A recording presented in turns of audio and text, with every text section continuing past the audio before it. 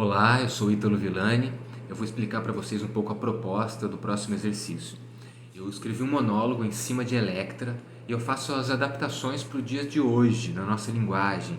Então eu sigo toda a estrutura da peça grega, fazendo as adaptações em cima disso. Então as referências elas vêm transformadas, vêm adaptadas, todas para o nosso universo brasileiro. Os nomes dos personagens também são adaptados para o universo brasileiro.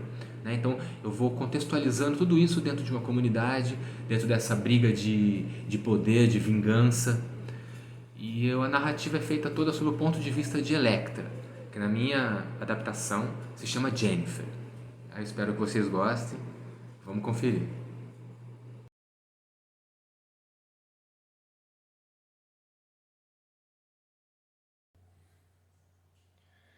Eu vou contar para vocês um pouco da minha história. Eu me chamo Jennifer.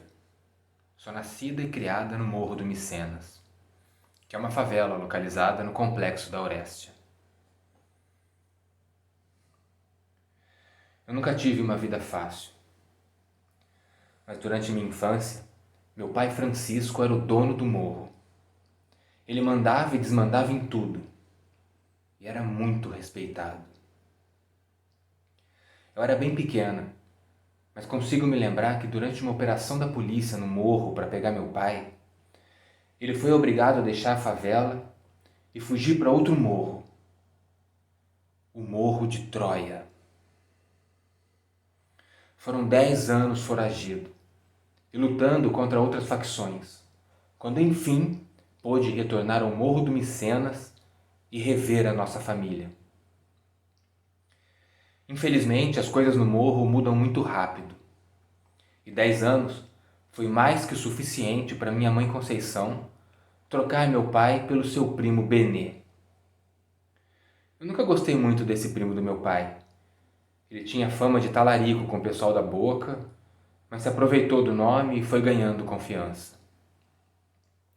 No dia em que meu pai retornou para o morro, foi uma surpresa geral. Ninguém sabia se ele ainda estava vivo. E no mesmo dia, a minha mãe Conceição planejou sua morte com o apoio de Benê, seu amante. Meu pai foi morto na sala de casa com 3 tiros na cabeça. Ainda guardo em minha memória a imagem de meu pai ensanguentado no chão da sala de casa.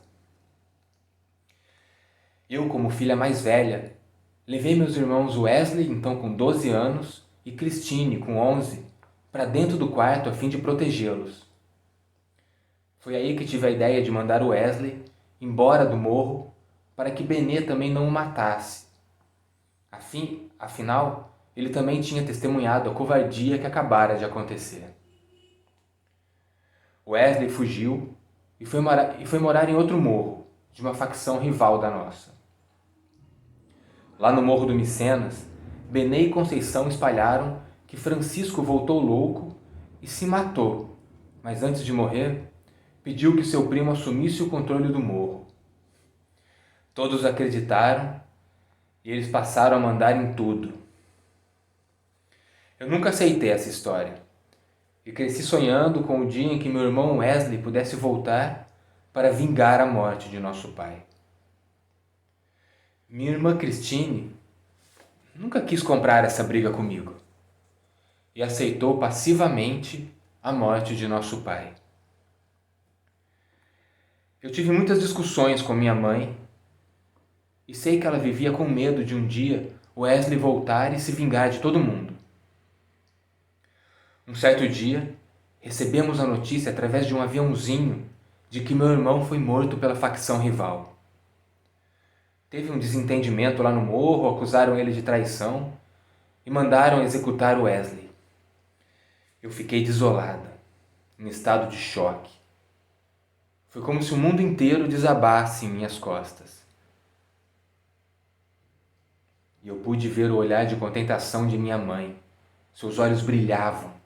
Ela não foi capaz de disfarçar seu sentimento de felicidade. Já haviam se passado 11 anos desde a morte de meu pai. Wesley, na época, era só um garotinho franzino de 12 anos. Eu não podia nem guardar em minha memória a imagem de Wesley crescido, porque nunca mais o vi. Isso me apertava o coração. A dor era insuportável. Me sentia culpada por tê-lo mandado embora e não conseguia parar de chorar. Vendo todo o meu sofrimento, aquele homem que se apresentou como um amigo de Wesley e portador da terrível notícia, resolveu me revelar toda a verdade. Eu estava diante do meu querido irmão Wesley. Ele estava vivo e tudo aquilo era um plano para vingar a morte de nosso pai. Aproveitamos que Benê não estava em casa e entramos ao encontro de minha mãe. Minha consciência não se arrepende do que aconteceu a seguir. Wesley se trancou no quarto com nossa mãe Conceição e, depois de revelar quem era, a esfaqueou até a morte. Lá de fora, enquanto vigiava se Benê não voltava, pude ouvir os gritos de piedade de minha mãe. E confesso que não tive remorso algum. Quando Benê voltou, a notícia da morte de meu irmão já tinha se espalhado e sua felicidade era nítida. Esperamos ele entrar em casa e Wesley apareceu em sua frente revelando que estava vivo e que voltou para fazer justiça.